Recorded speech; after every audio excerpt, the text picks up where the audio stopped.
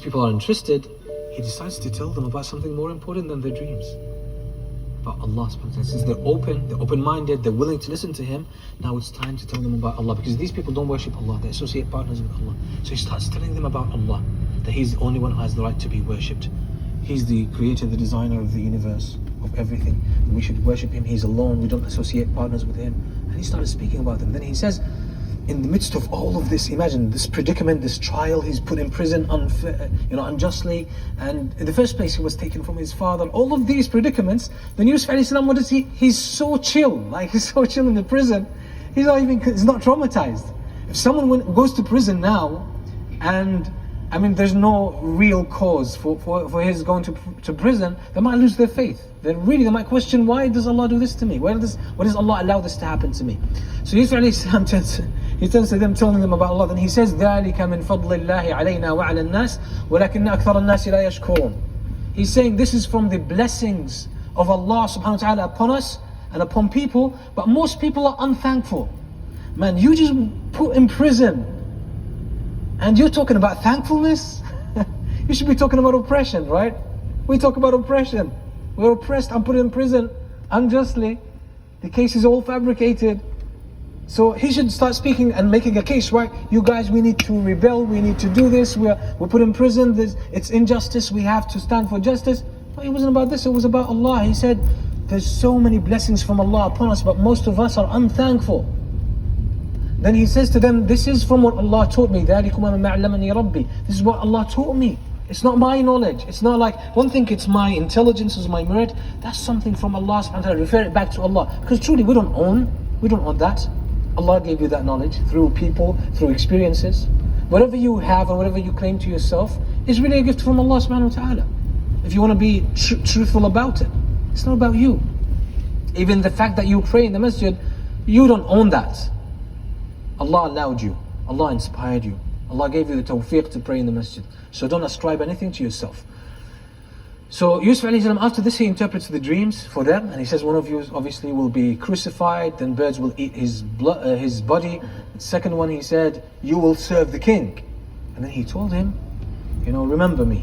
And that shows as well, when you can use something, use a means to get somewhere, use it. Nothing wrong with that. You're putting your trust in Allah doesn't mean you do what you are supposed to do. You wanting to get your rizq doesn't mean you don't study, you don't get a profession, you don't get skills, you don't apply for jobs, or you don't make your own business. No, you have to do it. This is how the world works. Trusting Allah subhanahu wa ta'ala means you put in the work. But if you're not putting in the work, you're not trusting Allah subhanahu wa ta'ala. You're just fooling yourself. So then Yusuf alayhi salam, the man forgets, and Yusuf alayhi salam stays in the prison for so long. Then when the king has the dream, the guy remembers, he calls upon Yusuf, he gets the interpretation. Yusuf gives not only an interpretation but a solution. Now with this solution the king says, I want him for me, I want to see this guy. He refuses. He says, you need to clear me of the charges. I stand for myself. I stand up for myself. Clear me first of the charges. So they investigate, they clear him of the charges. He grows in the eyes of the king. This man is not so desperate to get out of prison. He's not so desperate to be close to the king. He's a man of principle. He's a man of principles. Yusuf, he's offered, I want you to be close. The king says, I want you to be one of my assistants. He asks for a position. He says, "Ij'alni ala khaza'in al-ard." Give me the treasury. Sort of minister of finance. Give me that position. Inni hafidhun alim. I am I'm a trustworthy person, hafidh, alim, and I have the skills and the knowledge. Isn't that self-promotion? Nothing wrong with that. If it's true, and you deserve that position, and you can actually do a very good job there, you should actually speak for yourself. Yes. But don't lie. There's nothing wrong with that. Don't be super extra righteous, where you put yourself down when you can do something good. That's an opportunity for him to be more influential. So he starts designing the whole financial system in a way to deal with the famine that was coming after that. 7 years. Then he deals with all of this. Then Allah brings his brothers to ask for help, because they were in a drought. Yusuf and Egypt were ready for that.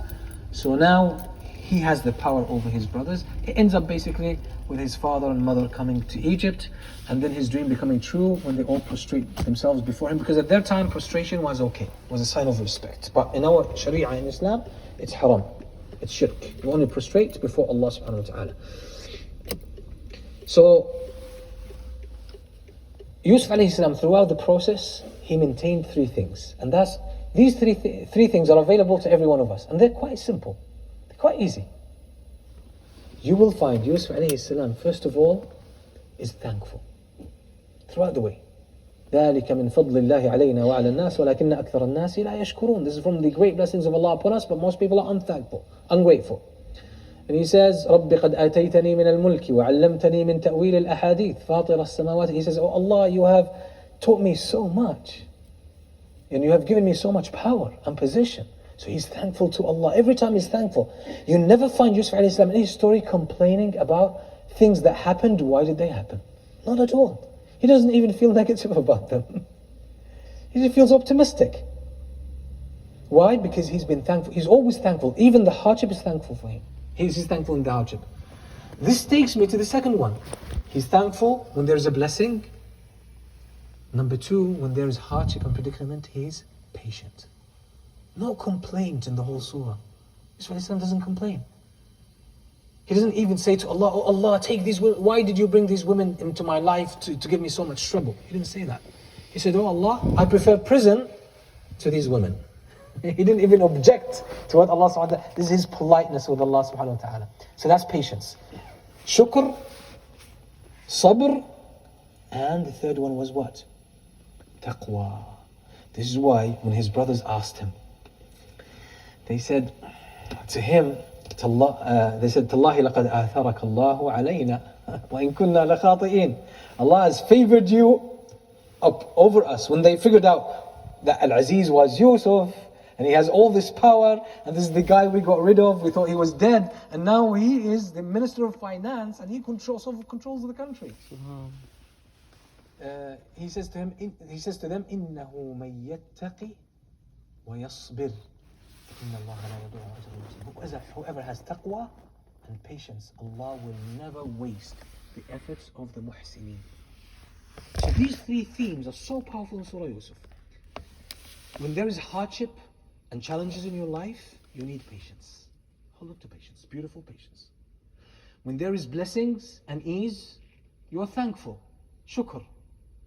When there is obligations, you have taqwa. So do what you are commanded, be thankful for the blessings, be patient with the calamities and the hardships, and life will start working for you. Period. Life will start working for you. But the challenge is to have these three things in your life. It's challenging. When there's an obligation, you fulfill it. That's taqwa. When there's haram, you keep away from it. Taqwa. That's number one. Number two, because there's an expectation. But then life places a demand on you, an expectation on you. If it's a hardship and challenge and a misfortune, what do? Patience. When it's a blessing and ease and times of tranquility, you are thankful. You could use these in any situation in life, and they will make things work for you. This is why some of the scholars said, and here where I come to my second topic, it blends in nicely with this, because I was going to talk about al-qadr, the qadr of Allah. Oftentimes things happen in our life, and we start saying, why does this happen to me? Or what does this mean? Maybe Allah is angry with me. Maybe Allah is not pleased with me. Or maybe I've done something wrong and now Allah is punishing me. I don't know, is this good or is this bad? We always have trying to figure out these meanings. Leave this for Allah. This is Allah's knowledge. This is Allah's knowledge. This is why Ja'far al-Sadiq, rahimahullah ta'ala, one of the grandsons of Ali ibn Abi Talib radiyallahu anhu, he used to say, السعيد من انشغل بما أراد الله منه لا بما أراد الله به. He says the real ones who will be happy and successful on the Day of Judgment are the ones who keep themselves busy with what Allah wants from them, in terms of what Allah expects from them to do, obligations. Not the ones who are busy with what Allah wants to do with them. Sometimes we keep saying, what does this mean? What does Allah want to do? What's going to happen to me? That's Allah's business. Don't get there. Leave it for Allah. The only thing you can do with regards to this is trust. Trust in Allah subhanahu wa ta'ala. There's nothing really that makes you more powerful than trusting Allah subhanahu wa ta'ala. Imam Ibn al-Qayyim rahimahullah ta'ala, he says in Madarij al-Salikin, he says there are people who have high level of trust in Allah. High level of trust, that these people throw themselves into great risks. And then he says, وَالتَّوَكُّلُ عَلَى اللَّهُ وَأَقْوَى الْأَسْبَابِ قَاطِبَةً. He says, and the strongest factor in life, consequential thing, force in life is trust in Allah. So he says, these people, their trust in Allah protects them from the risks they throw themselves into. Trust in Allah is not a mental concept, just a thought, just an idea. I trust in Allah. It's consequential. It puts this universe in a state of alignment that it helps you and protects you. That's why Allah subhanahu wa ta'ala says in the hadith al-Qudusi, the divine hadith, we all know that's reported by al-Bukhari, where the Prophet ﷺ says, قال الله تعالى أنا عند ظن عبدي بي فليظن عبدي بي ما شاء. Allah says, I am to my servant as my servant thinks of me.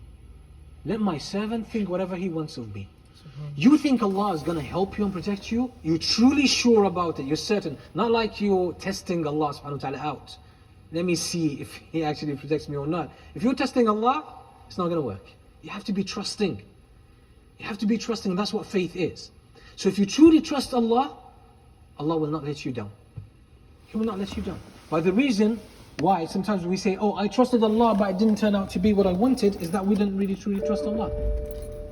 And we don't have enough self-clarity to actually recognize this. This is why the Prophet ﷺ says in the hadith, وَالَّذِي نَفْسِي بِيَدِهِ لَوْ أَنَّكُمْ تَوَكَّلُونَ عَلَى اللَّهِ حَقَّ تَوَكُّلِهِ لَرَزَقَكُمْ كَمَا يَرْزُقُ الطَّيْرُ تَغْدُو خِمَاصًا وَتَرُوحُ بِطَانًا. He says, by the one in whose soul my hand is. If you were to put your trust in Allah as He truly deserves, that Allah would provide for you as He provides for birds. They leave their nests in the early morning with empty stomachs, they come back full. Another hadith, the Prophet ﷺ says, ادعوا الله وأنتم موقنون بالإجابة فإن الله لا يستجيب دعاء من قلب غافل لاهٍ. Call upon Allah, make dua when you are in a state of certainty, muqin, yaqeen, certainty. You have no shadow of doubt about it that Allah will answer this. Because Allah does not answer the call or the dua of a heart that is ghafil. Ghafil, basically ghafil of the power in the mind of Allah. It's heedless. It's not really, the heart is not there in terms of trusting Allah and realizing that Allah takes care of everything. So he's heedless of that fact. The heart is heedless of that fact. So really we fail ourselves. Umar ibn Khattab radiallahu anhu has a beautiful statement. He says, إني لا أحمل هم الدعاء إني لا أحمل هم الإجابة ولكنني أحمل هم الدعاء فإذا ألهمت الدعاء كانت الإجابة معه. He says, when I make dua, he says, I don't really worry about the answer of my dua, because I know the answer is there. But what my concern is, my dua. My dua, is it a real dua? Am I really making dua in a state of certainty? That's what he's saying. That's the meaning, paraphrasing what he says. This is why he says, then after that, he says, فَإِذَا أُلْهِمْتُ الدُّعَاء. So if I am inspired the dua, basically if I'm in a state to be inspired to make the right dua with the right state of heart, of certainty, he says the answer is there. The answer will be granted straight away. So his concern is my dua. Does it qualify as dua or not? Am I trusting of Allah or not? So before we turn to Allah and say, oh, Allah doesn't answer my dua, we should turn to ourselves. This is why Al-Hasan al-Basri, one man came to him and he said, you said trust in Allah, give, مَا نَقَصَ مَالٌ مِّن صَدَقَةٍ. And he said, the Prophet ﷺ says, you give from your wealth and it will not decrease your money. Your wealth will not decrease. He says, but I do this and money goes down. Like I lose money. It decreases. So Al-Hasan al-Basri said, it doesn't. It doesn't, but you have to give with certainty. عليك أن تعطي بيقين. You have to give when you are in a state of certainty that Allah is not going to reduce your money. So he told him, tonight give for the sake of Allah, and I'm going to give for the sake of Allah. So that night both of them gave for the sake of Allah. A few days later, the man comes back to me and says, listen, my wealth went down by that value. I gave $10, I have $10 less than what I had previously. Hassan al-Basri said, Wallahi, I got something else that came to me after I gave that sadaqah that night. Is Allah playing favors here? No. Hassan al-Basri said, ولكنني تصدقت يقينا أو تصدقت إيمانا وأنت تصدقت اختبارا. I gave sadaqah out of faith in Allah. My money is not going to go down. You gave money, you're testing Allah. You want to see if my money is going to go down or not. And that's what you get.